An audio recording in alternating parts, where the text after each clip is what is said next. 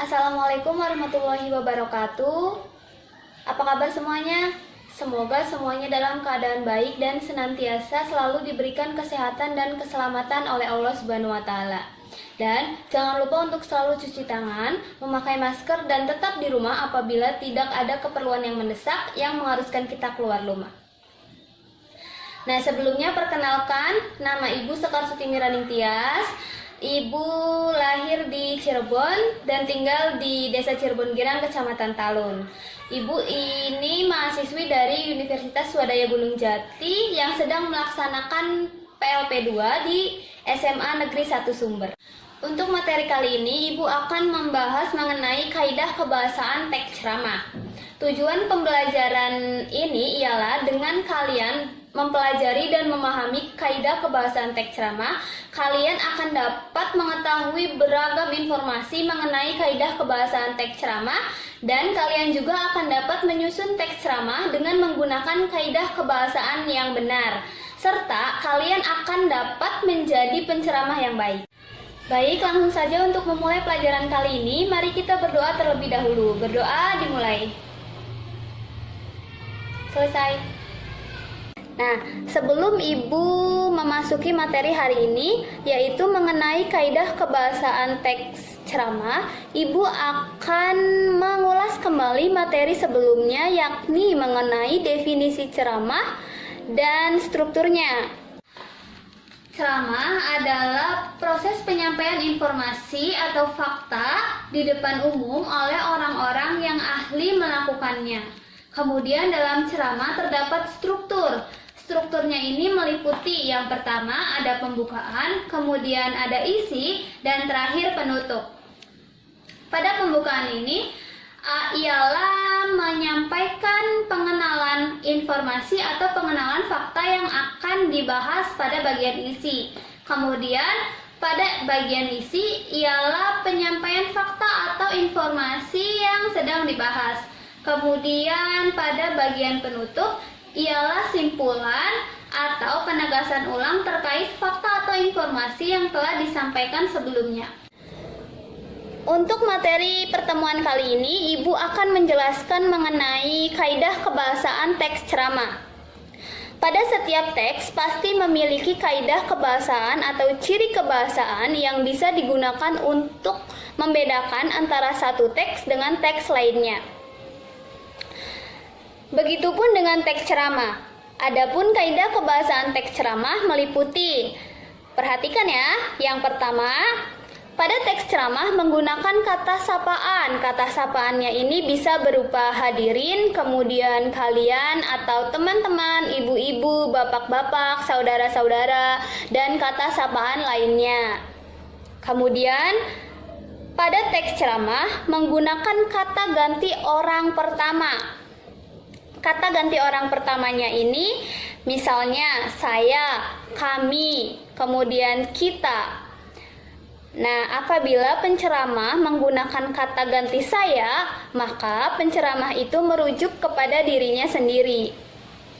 Namun, apabila penceramah menggunakan kata ganti kami, maka penceramah tidak hanya merujuk kepada dirinya sendiri, namun penceramah juga merujuk kepada dirinya sendiri sekaligus mengatasnamakan kelompok atau anggotanya.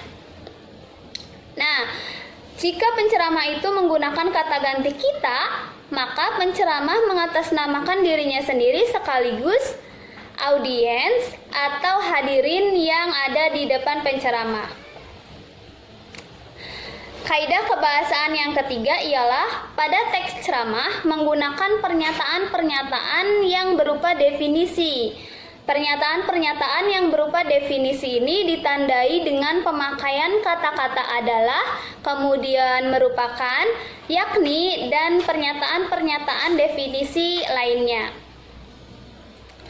Penceramah menggunakan pernyataan-pernyataan yang berupa definisi ini digunakan untuk menjelaskan fakta atau informasi yang berkaitan dengan topik yang sedang dibicarakan.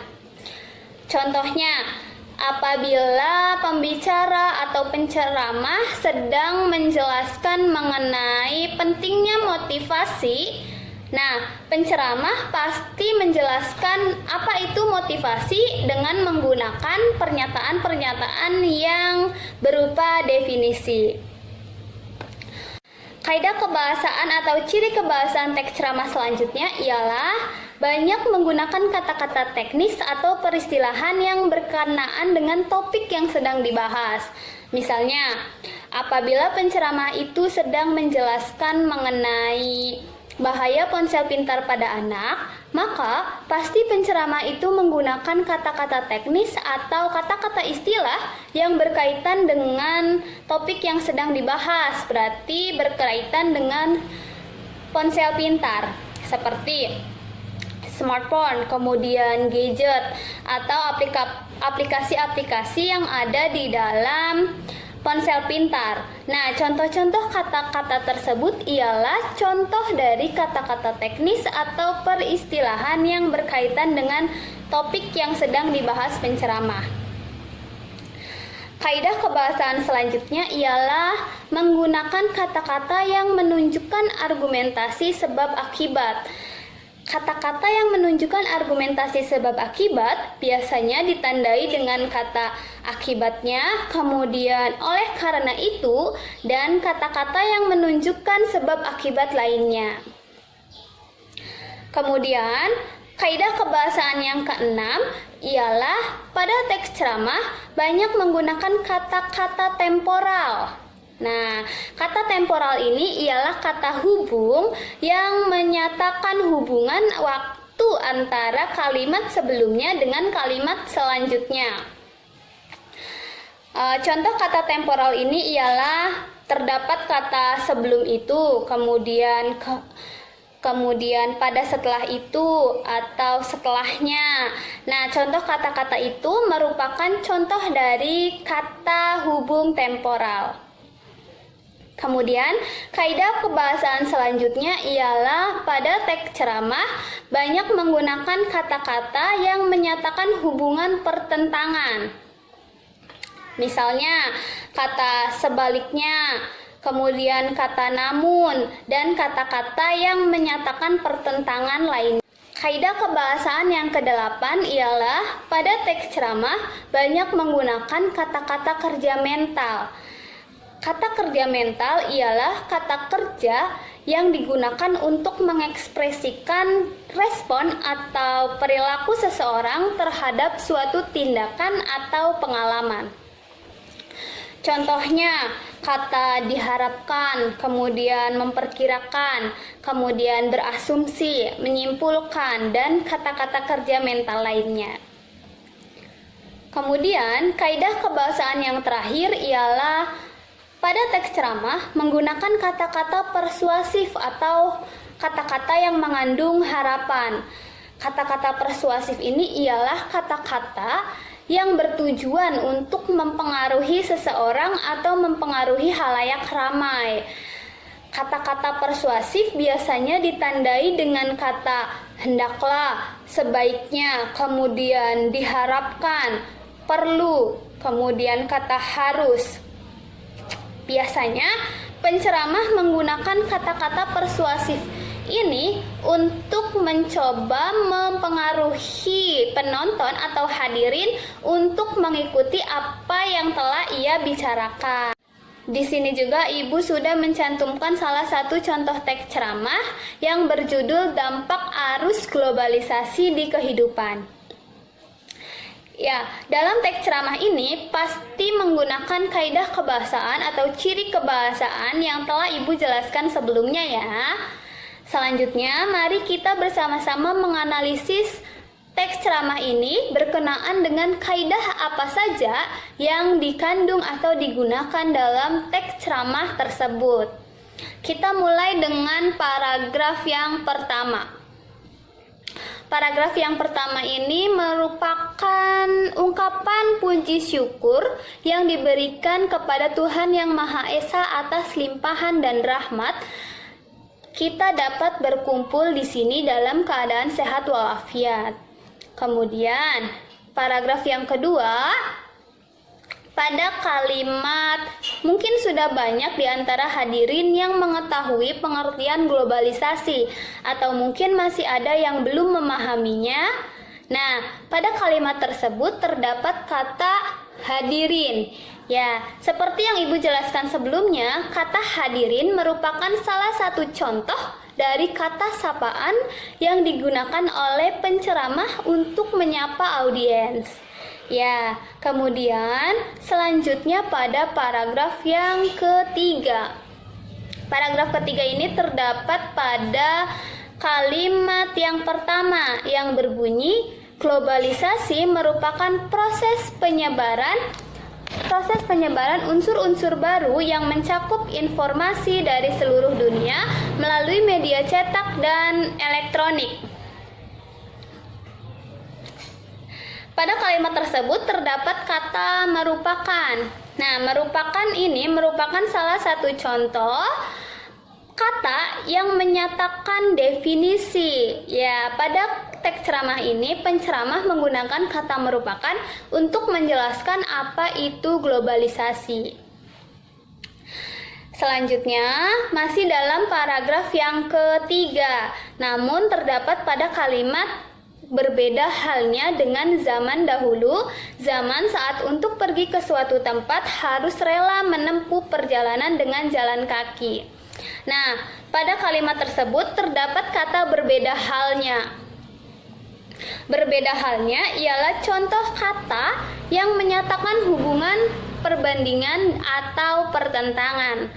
Pada teks ceramah ini, kata berbeda halnya digunakan untuk membandingkan zaman sekarang dengan zaman dahulu terkait dengan transportasi yang digunakan. Kemudian, selanjutnya pada paragraf ke-6 ya. Ke-6 pada kalimat aspek berikutnya adalah fashion. Pada kalimat tersebut terdapat kata berikutnya. Kata berikutnya ialah contoh kata hubung temporal. Ya, kata hubung temporal adalah kata hubung yang menyatakan hubungan waktu antara kalimat sebelumnya dengan kalimat selanjutnya.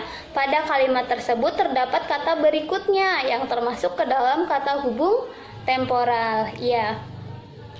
Selanjutnya, pada kalimat tampak jelas sekali berbagai pakaian yang booming di luar negeri segera diikuti oleh masyarakat kita.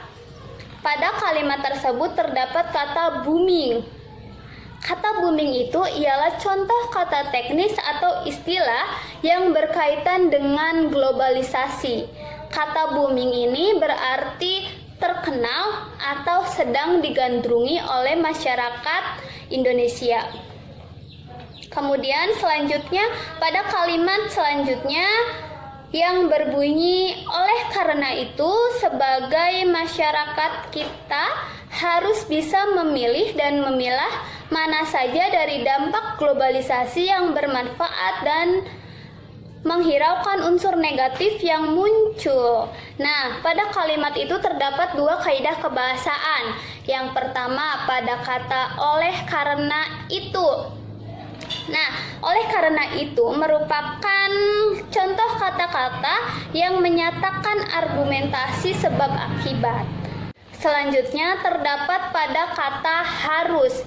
Nah, kata harus ini merupakan kata yang mengandung unsur persuasif atau unsur yang mengajak audiens atau hadirin untuk bisa memilih dan memilah mana saja dampak dari globalisasi yang harus diikuti atau harus dihiraukan. Selanjutnya dalam paragraf terakhir pada kalimat semoga apa yang saya sampaikan ini dapat memberikan manfaat kepada kita semua. Nah, pada kalimat tersebut terdapat kata saya. Kata saya ialah salah satu contoh kata ganti orang pertama yang merujuk kepada diri penceramah itu sendiri. Selanjutnya terdapat pada kalimat serta diharapkan kita semua dapat menjaga kelestarian budaya dan ciri khas Nusantara dengan baik. Nah, pada kalimat tersebut terdapat kata diharapkan. Kata diharapkan ialah salah satu contoh kata kerja mental.